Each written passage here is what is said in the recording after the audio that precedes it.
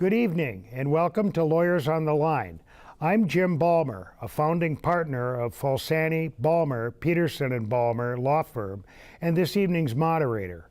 Tonight's topic is labor and employment law. Federal, state, and local laws and regulations, labor contracts, and employment contracts can provide guidance regarding the rights and responsibilities of employers and employees.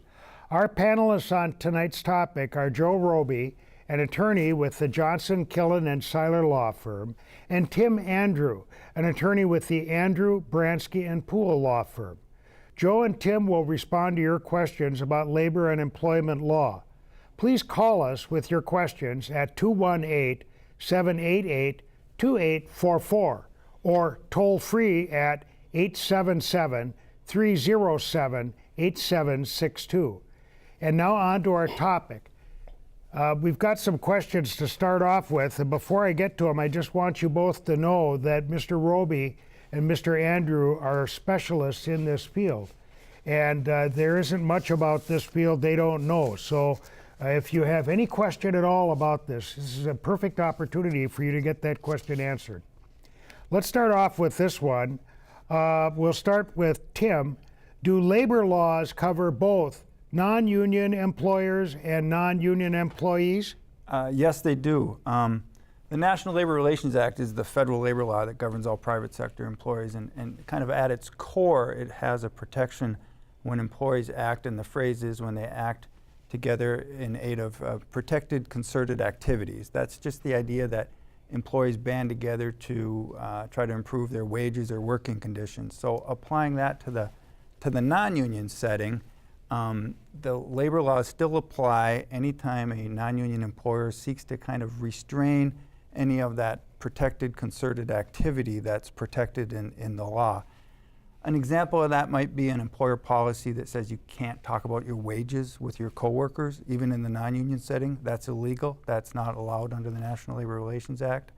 Kind of a more modern area that's come up quite a bit is social media policies, maybe where an employer will have a policy that says you can't say anything derogatory about the employer in your social media posts. And of course, that would restrain an employee from communicating with his coworkers to say, hey, I'm upset about my wages or my, some other working conditions, and those types of policies are unlawful. So it's not as directly on point, but oftentimes there is overlap where labor laws apply in the non-union setting. Joe, do you have anything to add to that? Companies that are not unionized are often surprised to learn that the labor laws do apply to them. You'll recall a few years ago there was a nationwide movement in the fast food industry to raise the wages that were paid. None of these industries are unionized. And in many, many places, the employees at these fast food restaurants struck. They didn't show up for work one day to protest their wages. That is protected conduct under federal labor law. They can't be retaliated against for doing that, and they get their jobs back when they declare the strike to be over. That's one recent example of how the laws do apply to companies that do not have a union. Okay. I'm kind of somewhat taken aback. Just tonight I was going through an employee manual for a local bank, and most of the stuff you guys said is prohibited is in the manual. So I guess they better maybe update it.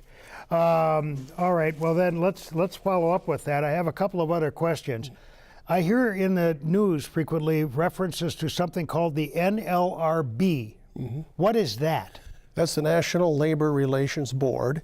That's the federal administrative agency charged with administering the federal labor law, which is the NLRA, the National Labor Relations Act. That's the one that Tim was just talking about. Continue. The board has two main areas of responsibility. Number one, they handle what's called representation cases. Those are cases where a group of employees have asked the board to conduct an election to determine whether they should be represented by a union or not.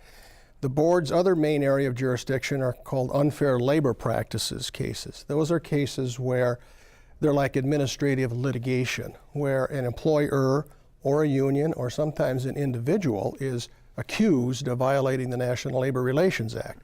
They will investigate those accusations and, if necessary, hold an administrative hearing.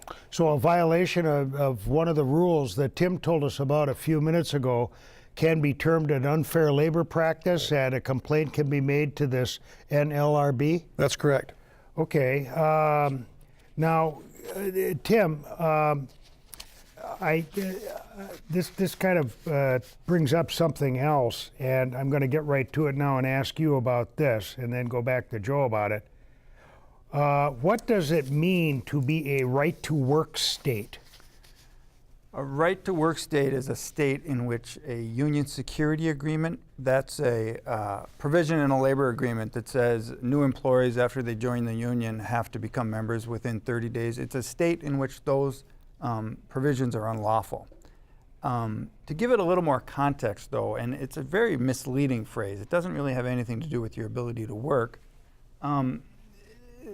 In those states, what I like to stress is that unions still have an obligation to represent everybody in the bargaining unit.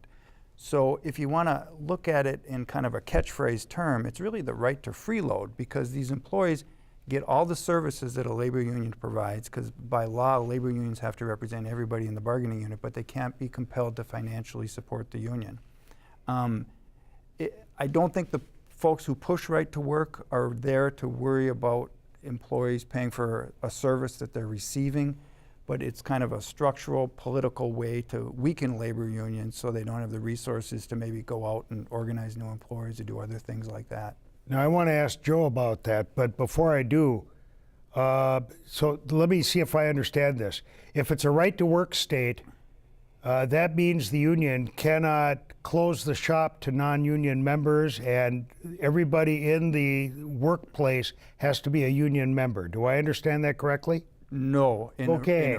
In a right-to-work state, you can't be compelled to join. All right. So if you get hired into a unionized setting in a right-to-work state, you are represented by the union, but you don't have to pay a fee for the representation that you receive. Well, if I'm in the shop, even though I don't pay a fee, am I considered a member of the union? You're a member of the bargaining unit. Okay. Which means that the union has to represent you in negotiations and grievance handling and all that. You may not be a member of the union, but you're a member of the bargaining unit, and you get all the benefits of the union contract. Joe, do you have a similar view of this, or do you have a different explanation? Or Well, this topic is in the news around here because a year or two ago, Wisconsin voted to become a right-to-work state. Prior to that, for decades, they weren't, and Minnesota has never been. So it was a real sleepy topic around here. Nobody paid any attention to it, but it's a hot topic now in Wisconsin, because now in Wisconsin,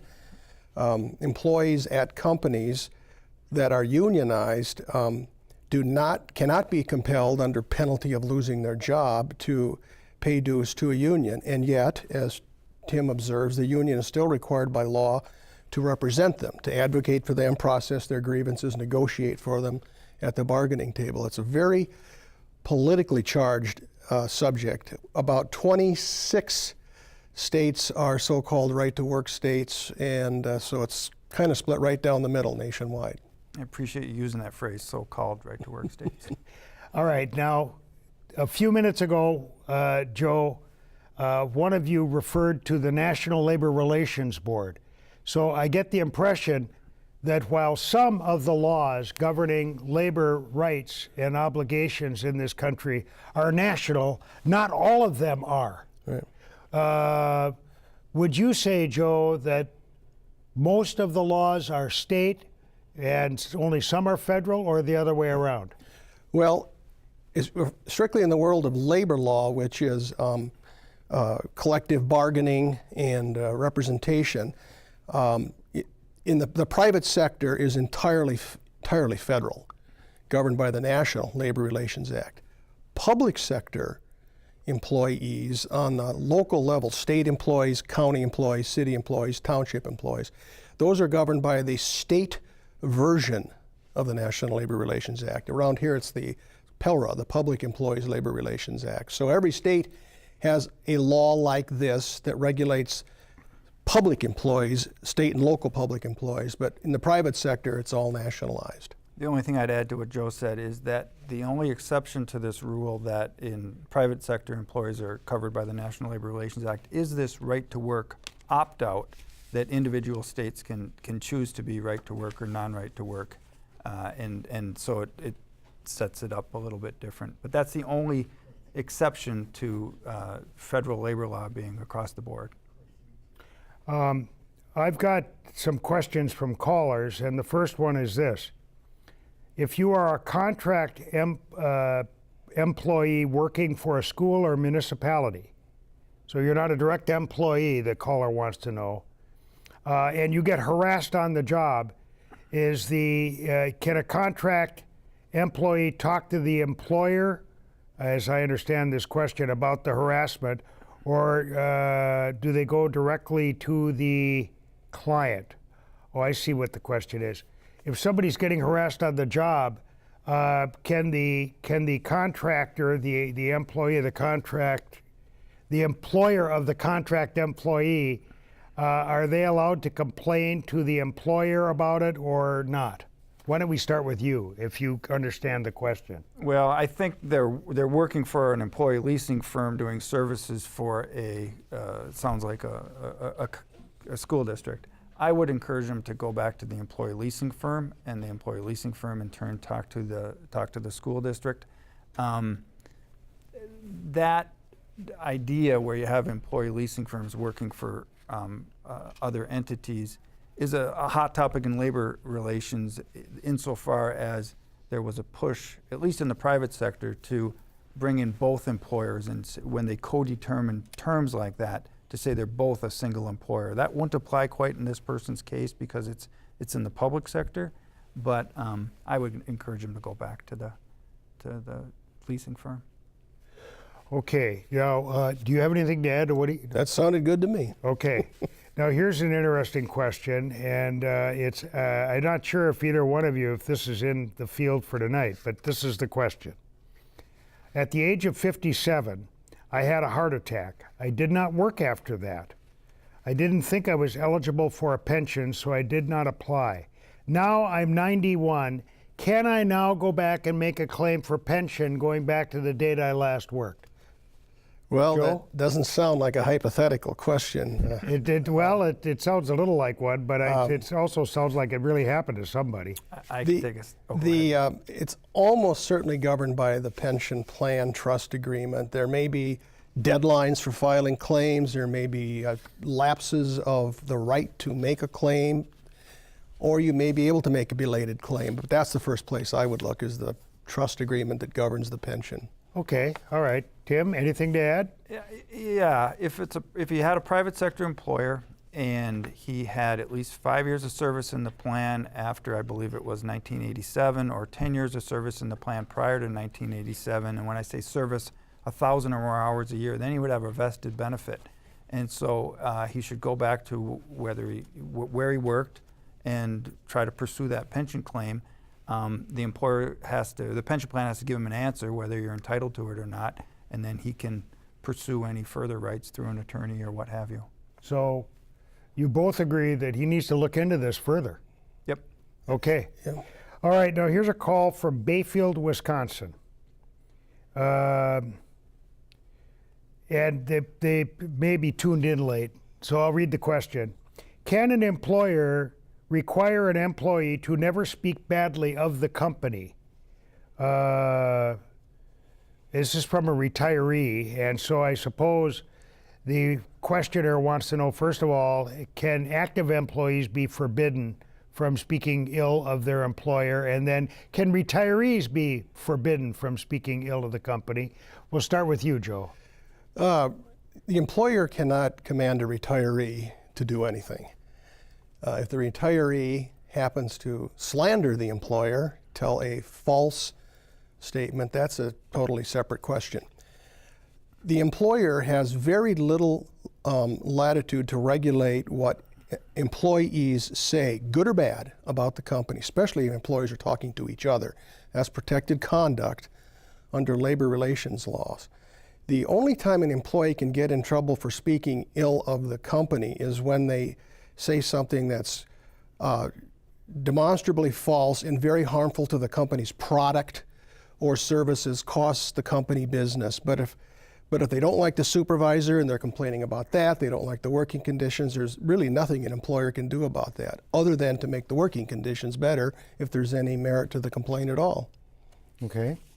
All right. Now here's the next question, and this again, also I think we kind of covered it in some of your earlier comments, but the question is, what is the law about taking breaks and lunches in the state of Minnesota?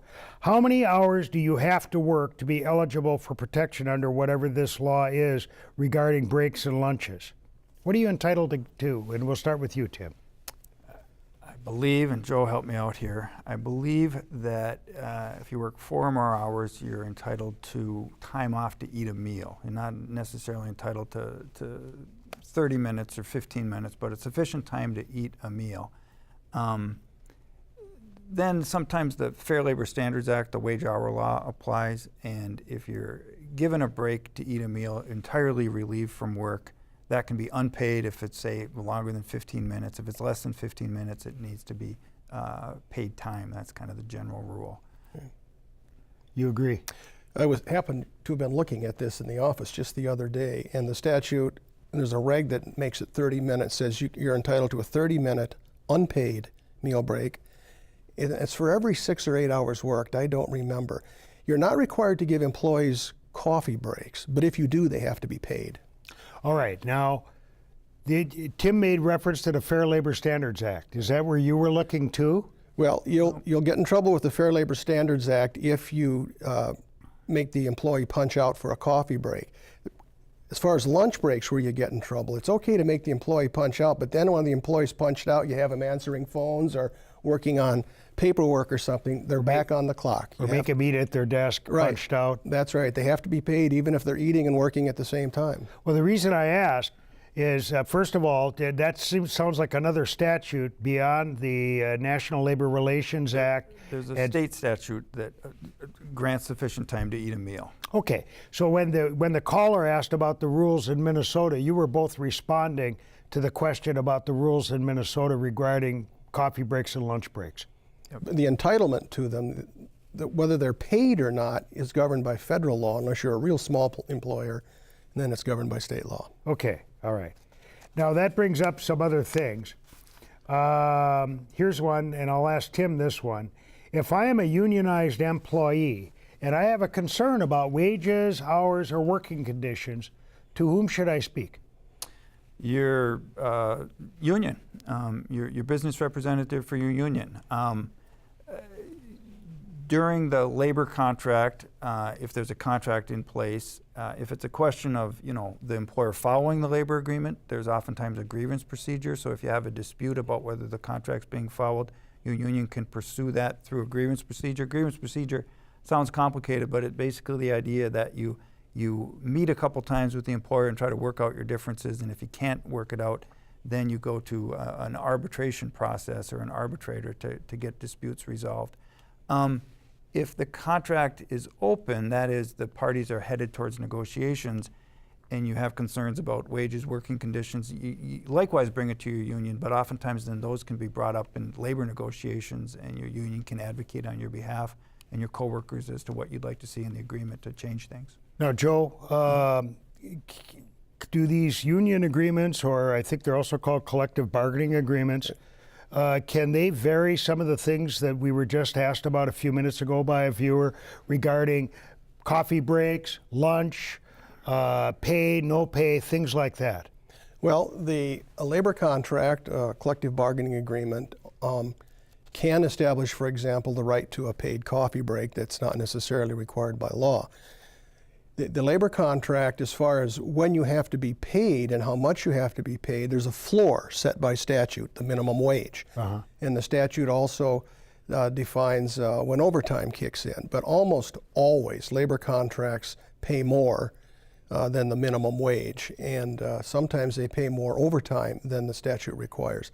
So a labor contract can't provide for less payment or less overtime than the minimum set by law, but they can provide for more. I see. Now, here's another question about that sort of thing. Tim, what rights do unionized employees have when they are being questioned by their employer regarding potential discipline? What I think your caller's referring to is what's known as the Weingarten rights. And that's the idea that if your employer wants to talk to you and perhaps based on that conversation assess discipline, you have the right to have a union representative present. What's kind of unique about that is the employer doesn't have to offer that to you, the employee has to ask for it. So if a unionized employee is in that setting and they begin to be asked questions, they need to speak up and say, is it possible this may lead to discipline? And if so, I want my union representative present.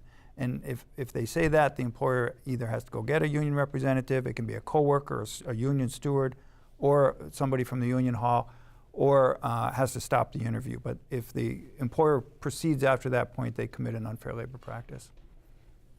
So what?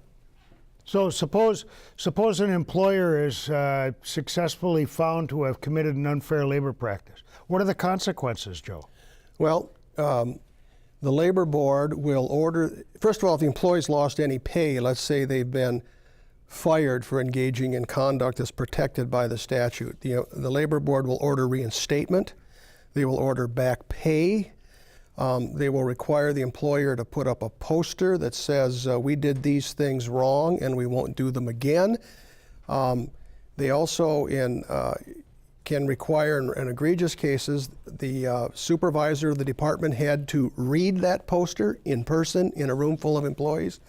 But the main remedy that makes the most difference to employees is an economic remedy if they've lost any wages because of the misconduct by the employer. So a viewer just, perfect timing, asks, can a person be fired from their job for trying to form a union? No. And No. Yeah, no problem with that one. Okay, and that's an unfair labor practice, and if somebody gets fired, they have to be reinstated, and all the things you just talked about have to be gone through, depending on the order of the NLRB. Right. And that's kind of the core of the NLRB, that this guarantee that you can form and join a labor union, that you can pick somebody to bargain on your behalf, and that all the things that lead up to that in joining a union, you can't be terminated, you can't be discriminated against, you can't be restrained in exercising those rights. That's the very principle of the NLRB.